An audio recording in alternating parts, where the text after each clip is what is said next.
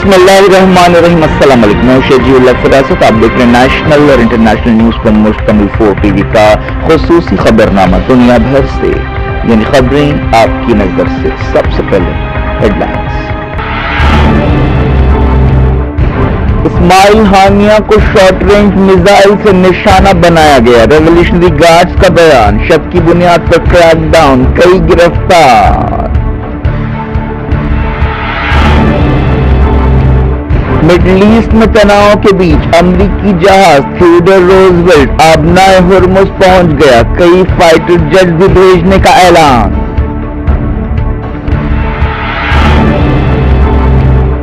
حزب اللہ اسرائیل میں گھس کر کارروائی کرے گی، ایران نے دی وارننگ۔ مڈل ایسٹ کی صورتحال پر دنیا کو تشویش، کئی ملکوں نے ایڈوائزری جاری کی۔ سویڈن میں بیروت میں سفارت خانہ بند کر دیا، لبنان میں انڈین ایمبیسی نے کہا ملک کا سفر نہ کریں، فلائٹس روک دی گئیں۔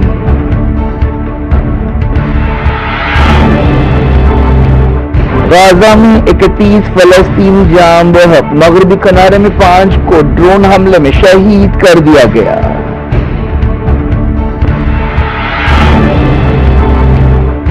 صومالیہ کے موگادیشو میں الشباب کا حملہ، 32 ہلاک، 3 حملہ آور ڈھیر، 1 گرفتار۔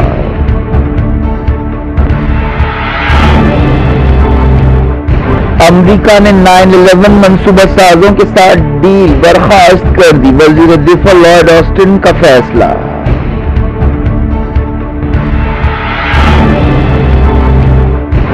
رام کے وجود کا کوئی ثبوت نہیں، تمل ناڈو وزیر کے بیان پر تنازع، بی جے پی نے کی سخت تنقید۔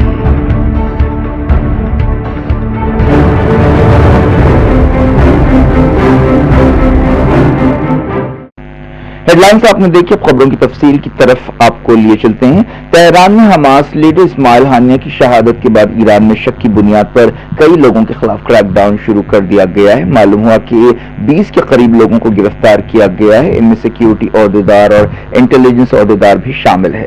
اسماعیل ہانیہ کی شہادت کے بعد سیکیورٹی کوتاہیوں کے الزام لگائے گئے ہیں۔ بعض خبروں میں کہا گیا کہ اسماعیل ہانیہ کی ہلاکت میں استعمال ہونے والا بم مہینوں پہلے اسمگل کیا تھا، لیکن اس تعلق سے الگ الگ خبریں آ رہی ہیں کہ اسماعیل ہانیہ کو کس طرح ہلاک کیا گیا، اس بارے میں تحقیقات جاری ہیں۔ اس دوران ایران کی ریولیوشنری گارڈز نے کہا کہ حماس لیڈر اسماعیل ہانیہ کو کم دوری سے وار کرنے والے میزائل کے ذریعے ہلاک کیا گیا۔ ایک بیان میں IRGC نے کہا کہ اسرائیل نے اس حملے کی منصوبہ بندی کی، جسے امریکہ کی مجرمانہ حکومت کا ساتھ حاصل رہا۔ یہ بھی کہا گیا کہ ایران مناسب وقت پر مناسب مقام پر سخت جواب دے گا۔ اسرائیل ریڈیو نے کہا کہ امریکہ کا طیارہ بردار جہاز تھیوڈر روزویلٹ آبنائے ہرمز پہنچ گیا ہے، جو ایران کے ساحل سے صرف 10 کلومیٹر دور ہے۔ اس طرح مڈل ایسٹ میں خطرناک صورتحال پیدا ہو گئی ہے۔ امریکہ نے اسرائیل میں ایران اور حزب اللہ کے حملوں کی صورت میں اپنے اتحادی اسرائیل کو بچانے کے لیے اضافی جنگی جہاز اور فائٹر جیٹس بھیجنے کا اعلان کیا ہے۔ ایران میں حماس لیڈر اسماعیل ہانیہ کی ہلاکت کے بعد مڈل ایسٹ میں تناؤ اپنی انتہا کو پہنچ رہا ہے۔ پینٹاگن نے اعلان کیا ہے کہ میزائل ڈیفنس فورسز کو چوکس کر دیا گیا ہے۔ پینٹاگن نے، جو امریکہ کا ڈیفنس ڈپارٹمنٹ ہے، کہا کہ امریکہ ایک ڈھال کی طرح اسرائیل کی حفاظت کرے گا۔ اسماعیل ہانیہ کی شہادت کے بعد ایران کے سپریم لیڈر سید علی خامنہ نے اسرائیل کو سخت سزا دینے کا اعلان کیا ہے اور کہا ہے کہ اسرائیل سے بدلہ لینا اسلامی جمہوریہ ایران کا فرض ہے۔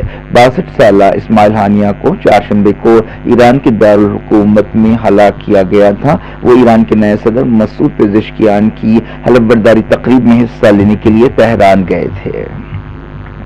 پینٹاگن نے کہا کہ امریکہ اضافی بیلسٹک میزائلز اور کروز میزائلز کے علاوہ ڈسٹرائر جہاز بھی روانہ کر رہا ہے۔ اسرائیل میں ایران، حزب اللہ اور حماس کے انتقامی حملوں کے ڈر سے زبردست چوکسی اختیار کی گئی ہے۔ کئی انٹرنیشنل ایئر لائنز نے اسرائیل اور لبنان کے لیے اپنی فلائٹس روک دی ہیں اور اپنے شہریوں کو بھی ان ملکوں کے سفر سے روک دیا ہے۔ امریکہ کے ڈیفنس سیکرٹری لارڈ آسٹن نے مڈل ایسٹ میں بیلسٹک میزائل سے لیس کروز میزائلز اور ڈسٹرائر جہاز روانہ کرنے کا حکم دیا ہے۔ امریکی صدر جو بائیڈن نے اسرائیلی وزیر اعظم بنجامن نیتنیاہو سے بات چیت کے دوران وعدہ کیا کہ وہ ہر حال میں اسرائیل کی مدد کریں گے۔ جمعرات کو بائیڈن نے اسرائیلی وزیر اعظم سے ٹیلی فون پر بات چیت کی تھی۔ مڈل ایسٹ کے حالات پر پوری دنیا کو تشویش ہے۔ ایران نے کہا کہ حزب اللہ اسرائیل کے اندر گھس کر حملے کرے گی۔ یونائیٹڈ نیشنز میں ایران کے نمائندے نے یہ وارننگ دی۔ سفارتی مشن نے کہا کہ اب تک حزب اللہ ایک غیر تحریری سمجھوتے کے تحت محدود یا لمیٹڈ حملے کر رہی تھی، لیکن تہران میں اسماعیل ہانیہ کی شہادت اور بیروت میں حزب اللہ کے ایک اہم لیڈر کی ہلاکت کے بعد سمجھا جا رہا ہے کہ حزب اللہ بڑے پیمانے پر جوابی کارروائی کرے گی۔ حزب اللہ لیڈر حسن نصر اللہ نے جمعرات کو حزب اللہ کے ایک کمانڈر کی شہادت کے بعد خطاب کرتے ہوئے کہا تھا کہ اسرائیل نے اس کمانڈر اور اسماعیل ہانیہ کو ہلاک کرتے ہوئے ریڈ لائن پار کر دی ہے اور اسے سخت جواب دیا جائے گا اور اسے جوابی کارروائی کے لیے تیار رہنا چاہیے۔ مڈل ایسٹ میں تناؤ سے پوری دنیا پریشان ہے، جن میں انڈیا بھی شامل ہے۔ ایئر انڈیا نے بیروت اور تل ابیب کے لیے اپنی فلائٹس روک دی ہیں۔ اسرائیل میں انڈین نیشنل سے کہا گیا ہے کہ وہ چوکس رہیں اور وقفے سے جاری سیکیورٹی گائیڈ لائنز اور پروٹوکول پر عمل کریں۔ ایک دن پہلے بیروت میں انڈیا کے سفارت خانے نے بھی ایسی ہی ایڈوائزری جاری کی تھی۔ شہریوں سے کہا گیا کہ وہ اگلی نوٹس تک لبنان کا سفر نہ کریں۔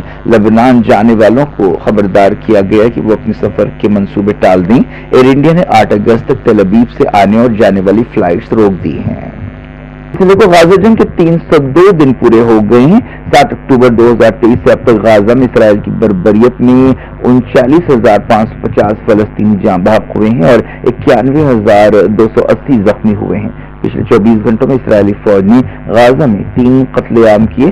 فلسطین انفارمیشن سینٹر نے بتایا کہ 24 گھنٹوں میں 31 فلسطینی شہید ہوئے اور 62 زخمی ہوئے۔ غزہ کی وزارت صحت کے حوالے سے یہ فگرز جاری کیے گئے۔ کئی مقامات پر اسرائیلی فوج اور مزاحمت کاروں کے درمیان جھڑپوں اور لڑائی کی بھی خبریں مل رہی ہیں۔ مغربی کنارے کے تل کریم میں اسرائیلی فوج نے ایک ڈرون حملے میں 5 فلسطینیوں کو ہلاک کر دیا۔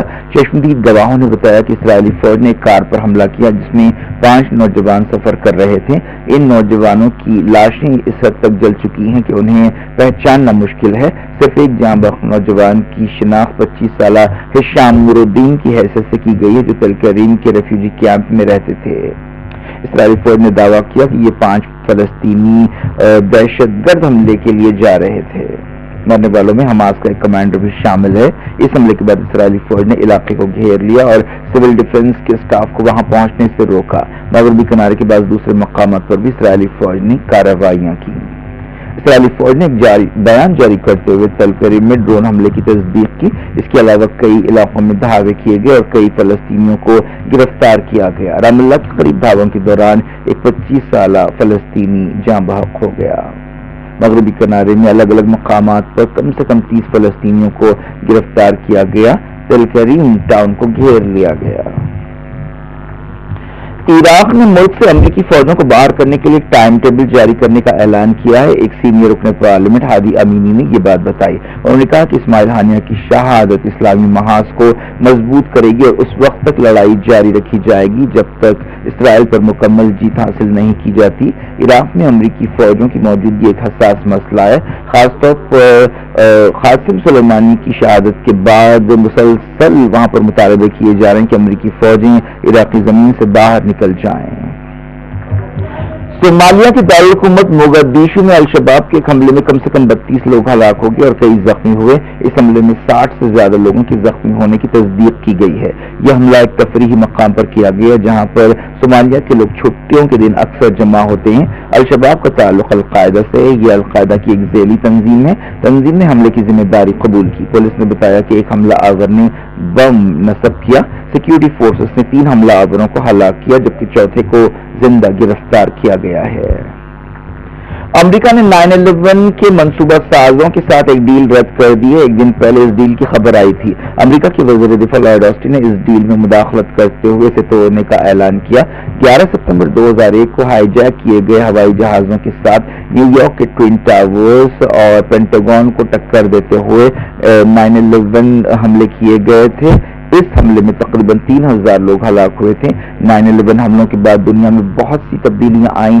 افغانستان پر امریکہ نے حملہ کیا، دہشت گردی کے خلاف جنگ کے نام سے ایک وار آن ٹیرر شروع کی، عراق پر حملہ کیا گیا، سیکیورٹی سسٹم بدل گیا۔ بہت کچھ اس حملے کے بعد خاص طور پر مسلم دنیا میں بدلا ہے۔ لارڈ آسٹن نے کہا کہ ایسے اہم فیصلے کی ذمہ داری ان پر ہے صرف 2 دن پہلے پینٹاگن نے اعلان کیا تھا کہ اس نے 9/11 منصوبہ ساز خالد شیخ محمد اور دوسرے ملزمین ولید بن عطاش اور حساوی کے ساتھ ایک ڈیل کی ہے۔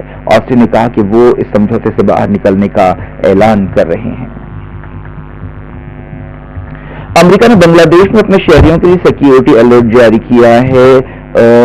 ایمبیسی کی ویب سائٹ پر یہ الرٹ جاری کیا گیا اور کہا گیا کہ بنگلہ دیش میں مسلسل احتجاج ہو رہے ہیں، مظاہرے کیے جا رہے ہیں، یہ سلسلہ جاری رہنے کا اندیشہ ہے۔ سفارت خانے نے کہا کہ ہم اتوار سے مکمل نان کوآپریشن موومنٹ کے اعلان سے واقف ہیں، آنے والے دنوں میں کئی احتجاجات ہو سکتے ہیں۔ بیان میں کہا گیا کہ احتجاجات اور حکومت کے جواب کی ناقابل قیاس نوعیت یا انپریڈکٹیبل نیچر کی وجہ سے امریکی شہریوں کو چوکسی اختیار کرنی چاہیے اور بڑے اجتماعات یا گیدرنگ سے دور رہنا چاہیے۔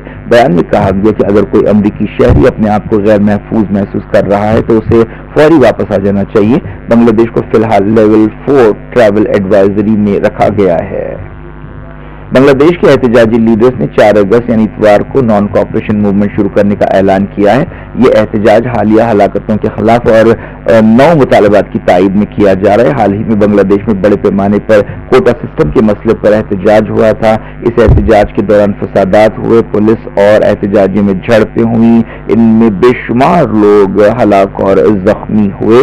یہ احتجاج اس کوٹے کے خلاف کیا جا رہا تھا جو بنگلہ دیش میں پاکستان سے بنگلہ دیش کی جنگ آزادی میں حصہ لینے والوں کے خاندانوں کو دیا جاتا تھا، لیکن حال ہی میں بنگلہ دیش سپریم کورٹ نے کوٹا سسٹم کو برخاست کر دیا۔ لوٹتے ہیں انڈیا۔ ڈی ایم کے ایک وزیر نے یہ کہتے ہوئے ایک تنازعہ پیدا کر دیا کہ لارڈ رام کے وجود کا کوئی ثبوت نہیں ہے۔ ایم کے اسٹالن کی تمل ناڈو حکومت کے وزیر ٹرانسپورٹ شیو شنکر نے چولا مہاراجا راجندر چولا کی یوم پیدائش کی تقریب سے خطاب کرتے ہوئے کہا کہ ہمیں ہمارے عظیم حکمراں راجندر چولا کی پیدائش کا جشن منانا چاہیے جنہوں نے ہمارا سر فخر سے اونچا کیا، ورنہ لوگ ان چیزوں کا جشن منائیں گے جن کا کوئی ثبوت نہیں ہے۔ تقریر جاری رکھتے ہوئے انہوں نے کہا کہ راجندر چولا نے تالاب بنائے تھے، مندر بنائے تھے، ان کا نام قدیم تحریروں میں ملتا ہے، فن پاروں میں ملتا ہے، تاریخی ثبوت موجود ہے کہ انہوں نے یہ کیا ہے اور وہ وجود ان کا تھا، لیکن لارڈ رام کے وجود کا کوئی تاریخی ثبوت نہیں ہے۔ انہوں نے کہا کہ لارڈ رام کو اوتار کہا جاتا ہے، اوتار پیدا نہیں ہو سکتے، ہمیں بیوقوف بنانے کے لیے ایسا کہا جاتا ہے۔ بی جے پی کے ریاستی صدر اناملائی نے جوابی تنقید کرتے ہوئے کہا کہ داغدار ڈی ایم کے وزیر کا یہ دعویٰ ڈی ایم کے دوغلے پن کو ظاہر کرتا ہے، بے نقاب کرتا ہے۔ ڈی ایم کے وزیروں اور لیڈرز نے حال ہی میں لارڈ رام کی تعریف بھی کی تھی۔ Senior B J P leader گیان دیو آہوجا نے وائناڈ سانحے کو کیرلا میں گاؤں کشی سے جوڑا ہے۔ سابق رکن اسمبلی راجستھان نے کہا کہ جب تک گائے کو کاٹا جاتا رہے گا ایسے واقعات پیش آتے رہیں گے۔ وائناڈ میں چٹانیں کھسکنے کے سانحے میں کم سے کم 344 لوگ ہلاک ہوئے تھے، اب بھی 206 لوگ لاپتہ ہیں۔ فوج، N D R F, S D R F اور دوسری ایجنسیوں کی طرف سے ریسکیو آپریشن جاری ہے۔ مسلسل 5ویں دن ریسکیو کے کام کیے گئے۔ فوج نے ملبے کی کھدائی کا کام تیز کر دیا اور وقت سے لڑ رہی ہے۔ کیا کچھ ہو رہا ہے آپ کی دنیا میں؟ آخر میں ہیڈ لائن دنیا بھر سے ایک بار پھر دیں گے۔ اسماعیل ہانیہ کو شارٹ رینج میزائل سے نشانہ بنایا گیا، ریولیوشنری گارڈز کا بیان، شک کی بنیاد پر کریک ڈاؤن، کئی گرفتار۔ مڈل ایسٹ میں تناؤ کے بیچ امریکی جہاز تھیوڈر روزویلٹ آبنائے ہرمز پہنچ گیا، کئی فائٹر جیٹ بھی بھیجنے کا اعلان۔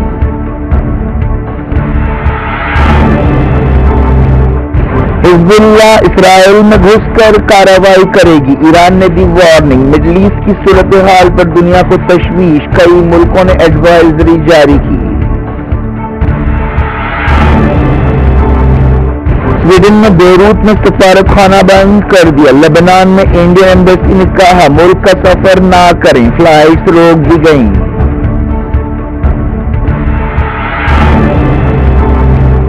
غزہ میں 31 فلسطینی جاں بحق، مغربی کنارے میں 5 کو ڈرون حملے میں شہید کر دیا گیا۔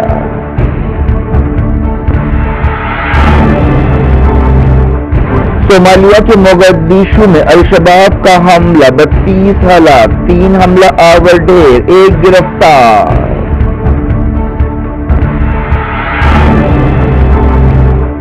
امریکہ نے 9/11 منصوبہ سازوں کے ساتھ ڈیل برخاست کر دی، وزیر دفاع لارڈ آسٹن کا فیصلہ۔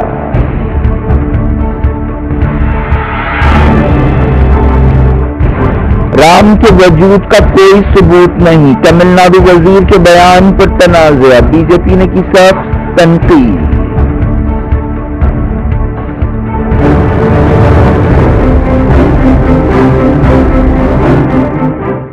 کیونکہ آپ کی تقریب سے بھی اللہ کرا سکتے، دن کی اجازت اور اپنا بے حد خیال رکھیں۔ اللہ حافظ۔